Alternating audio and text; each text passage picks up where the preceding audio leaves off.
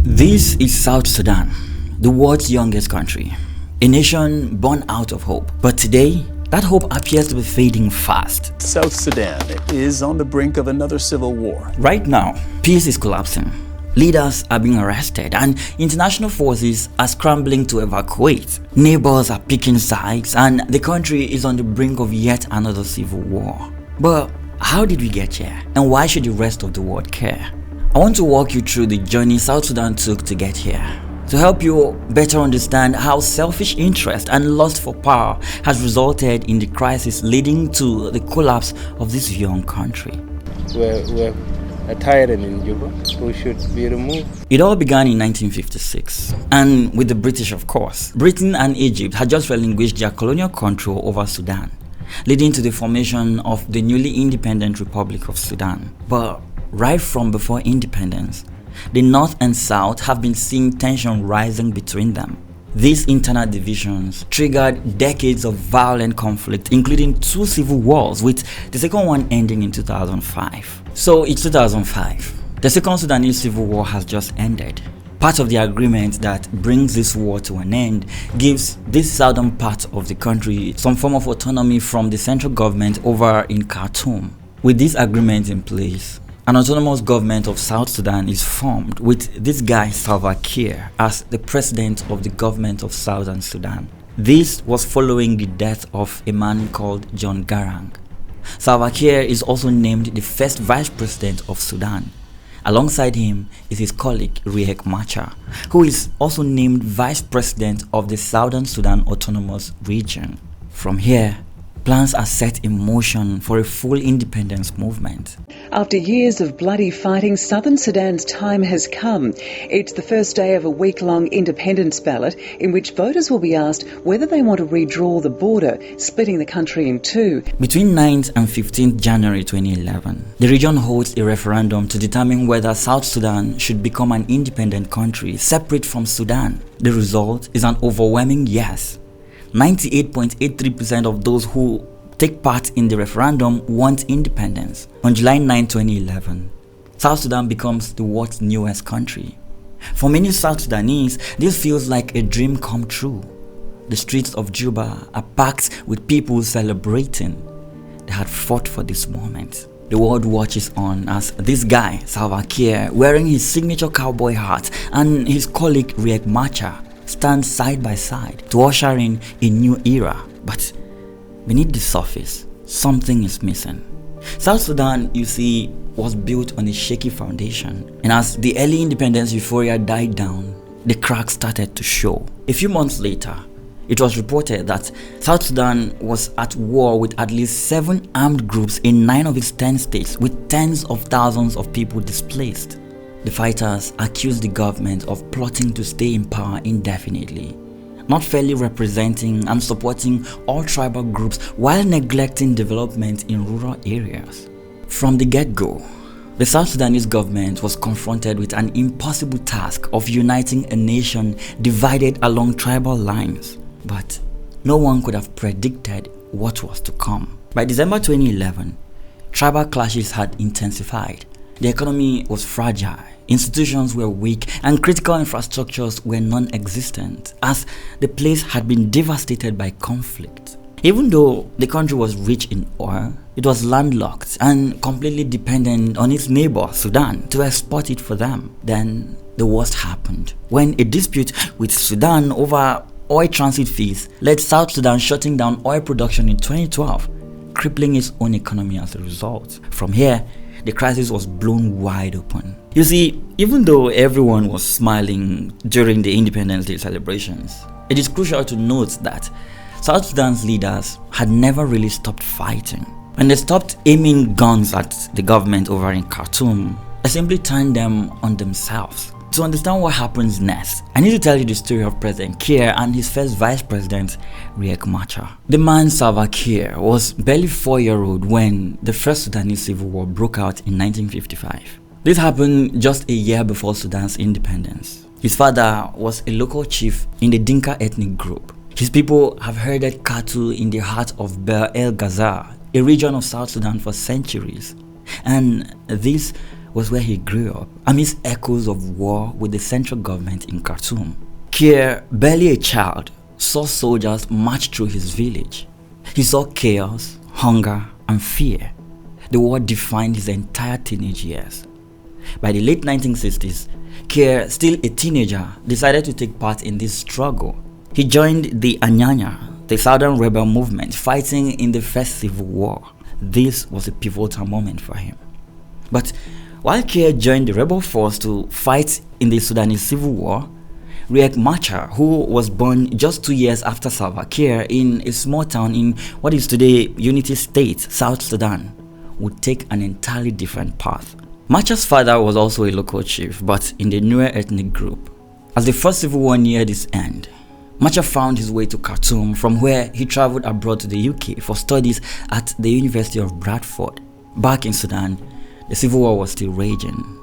Kiir and his Anyanya rebels had taken to the bush at this point, fighting brutally against the government in guerrilla warfare that led to the death of many of his comrades. By the time the war ended with the Addis Ababa Agreement in 1972, granting the South a degree of autonomy, Kiir, like many young fighters, did not fully trust the peace process.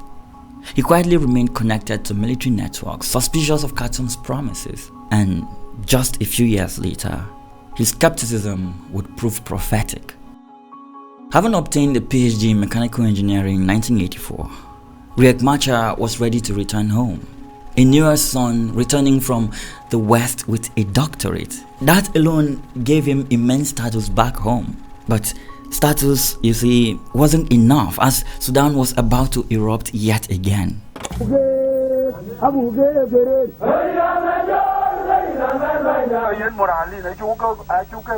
1980s introduced an interesting figure into the mix, John Garang, an ethnic Dinka.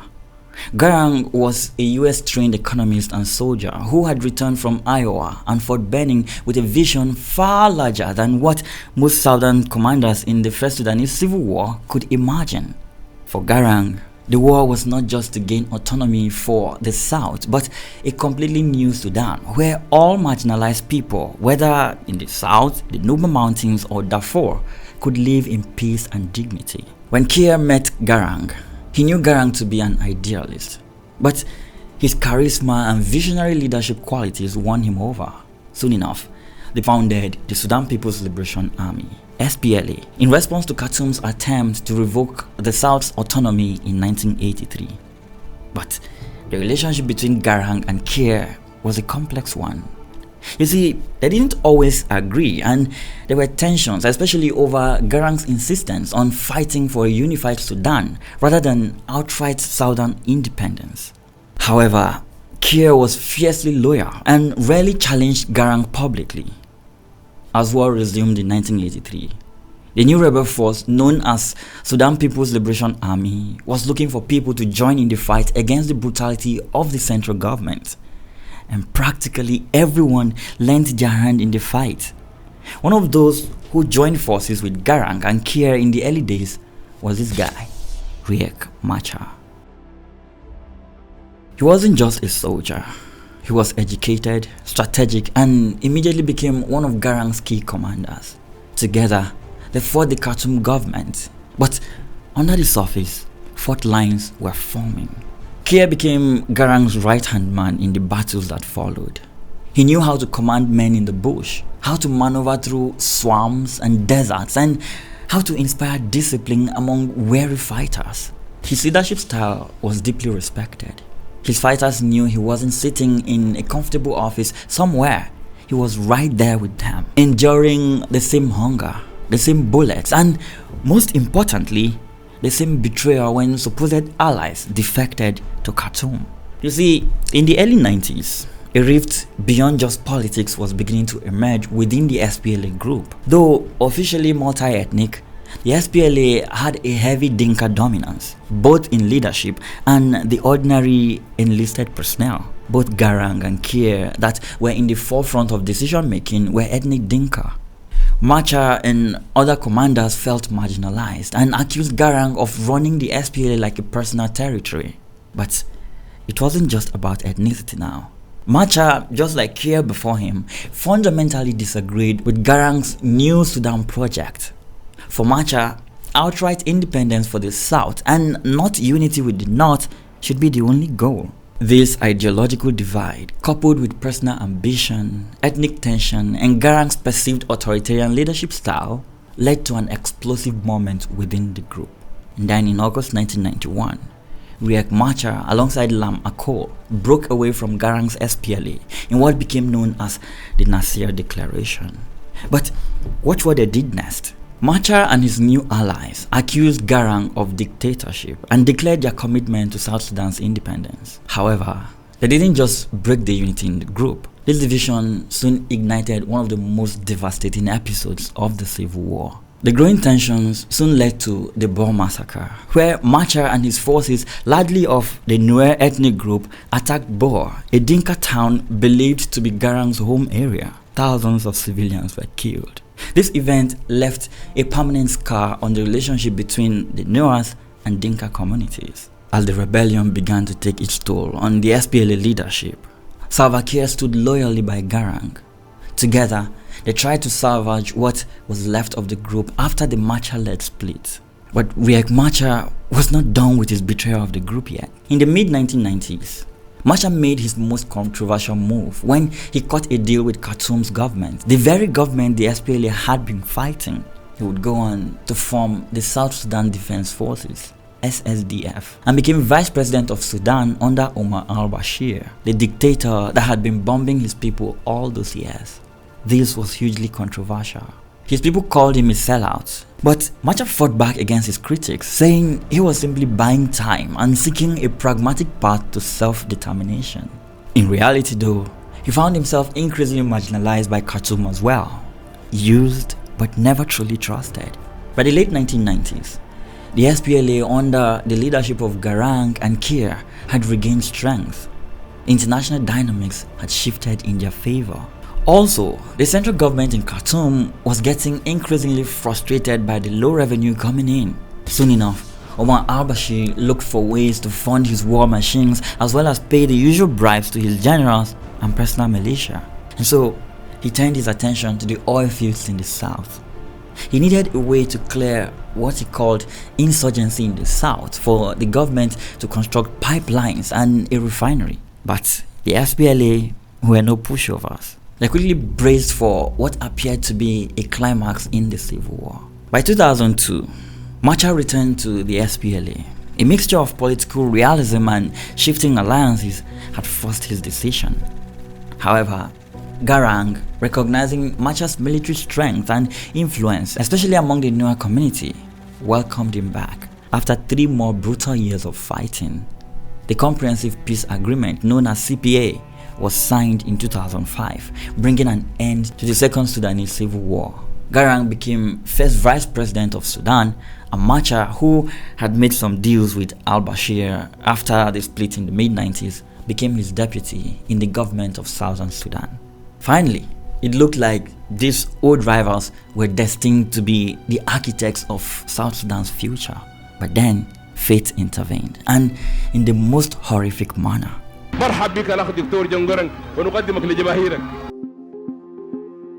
On July 30, 2005, only weeks after Garang was sworn in as Sudan's first vice president under the Comprehensive Peace Agreement, his helicopter went down in the hills of Southern Sudan.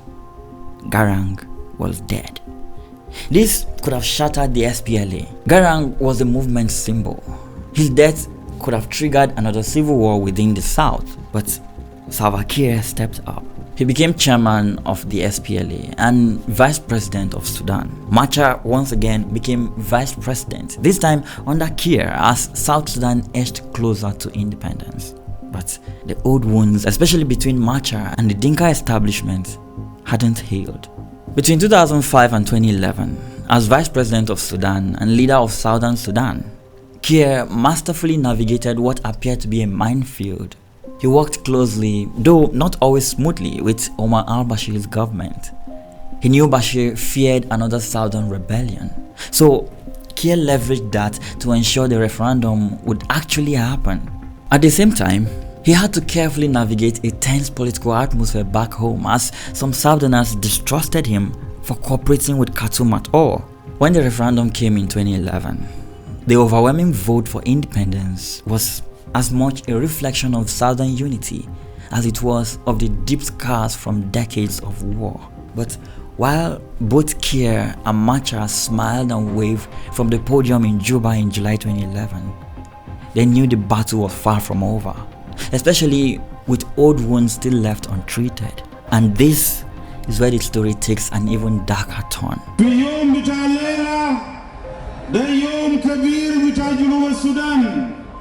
After independence, Kiir inherited a fragile state with no real institutions, a traumatized population, and a force that had never truly transitioned from guerrilla movement to national army. Soon enough, tensions with his former comrade Riek Machar, now his vice president, escalated. In December 2013, a political rift in the ruling party turned violent when President Kiir accused Machar of trying to overthrow him. Gunfire soon broke out in Juba between factions of the army loyal to each man. What started as a political dispute rapidly exploded into a brutal civil war along ethnic lines.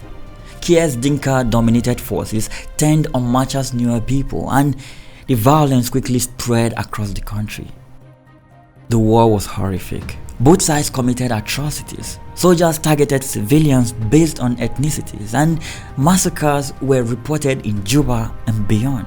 By early 2014, rebel forces, that is the SPLA in opposition, and government troops were engaged in brutal battles across several states.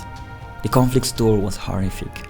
Hundreds of thousands were killed over the next 5 years, and nearly 4 million people, which is a third of the population, were uprooted from their homes. Hopes that oil wealth would bring prosperity were dashed by what the UN would later call a man-made catastrophe. The oil fields are a target because he is buying more arms, more ammunition.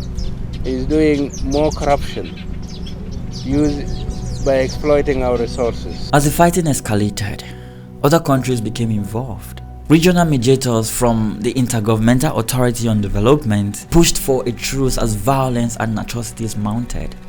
Uganda intervened militarily in early 2014 to shore up Kiir's government, with President Yoweri Museveni's troops helping fight rebels near Juba and in the strategic town of Boa, a place which was attacked by Machar in the mid-90s. But despite ceasefire deals on paper, fighting continued. At this point, the world had to step in. The United States, which had been a major supporter of South Sudan's independence, imposed sanctions on the leaders. China, which had deep investments in South Sudan's oil, deployed peacekeepers. Ugandan troops continued to help Kiir in his fight to retain control. Kenya and Ethiopia tried to mediate peace. The UN set up one of its largest peacekeeping missions. By 2015, this intense international pressure seemed to prevail. Kiir and Machar finally signed the agreement on the resolution of the conflict. With the agreement signed, Machar returned to Juba in 2016 to form a unity government as vice president, but the peace was short-lived. In 2016, another round of violence erupted in Juba, forcing Machar to flee yet again. Hundreds of people, including UN peacekeepers, were killed in this renewed violence. The collapse of the 2015 deal plunged South Sudan back into war. By now, the humanitarian crisis was overwhelming.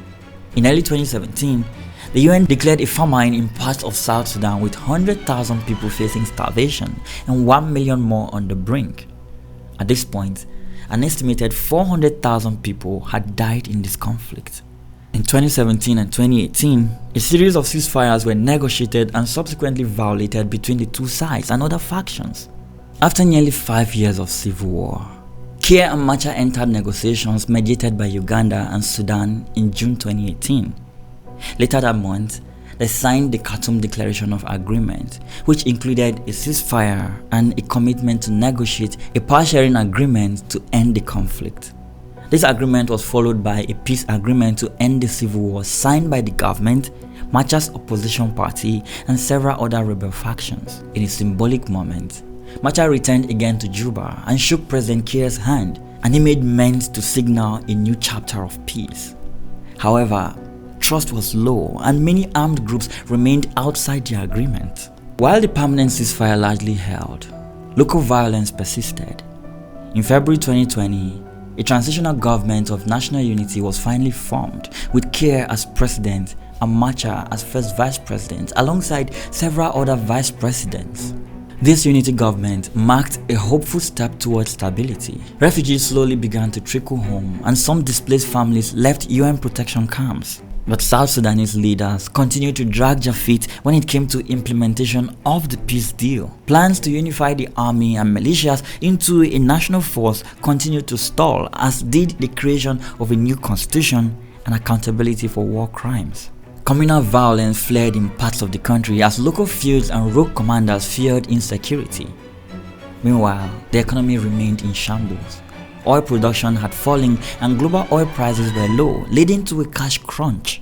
And to make matters worse, South Sudan faced severe natural disasters in 2020 and 2021 as floods submerged entire villages in consecutive years. By 2022, 2 million people remained refugees abroad and millions more were internally displaced or dependent on food aid. Yet, there was no stability in the country's leadership to address the problems facing the people. The transitional period was meant to lead to national elections after about 3 years, but little progress was made on key prerequisites. Citing incomplete reforms and insecurity, the unity government extended the transitional period by 2 more years in 2022, postponing elections that had been slated for 2023. As the leaders continued to delay the transition, tension was beginning to build again. Despite a ceasefire at the national level, violence persisted in pockets of the country, from deadly cattle raids and ethnic conflicts to clashes with holdout rebel groups. Soon enough, another conflict broke out in 2023, this time in Sudan between these two generals. Hundreds of civilians have been killed. More than 6.5 million people have left their homes. South Sudan became collateral damage in this new war, as fighting there disrupted the oil pipeline that South Sudan relies on, causing a shutdown of oil exports and a sharp economic contraction. Things continued to move from bad to worse for this new nation, almost like it was never meant to be.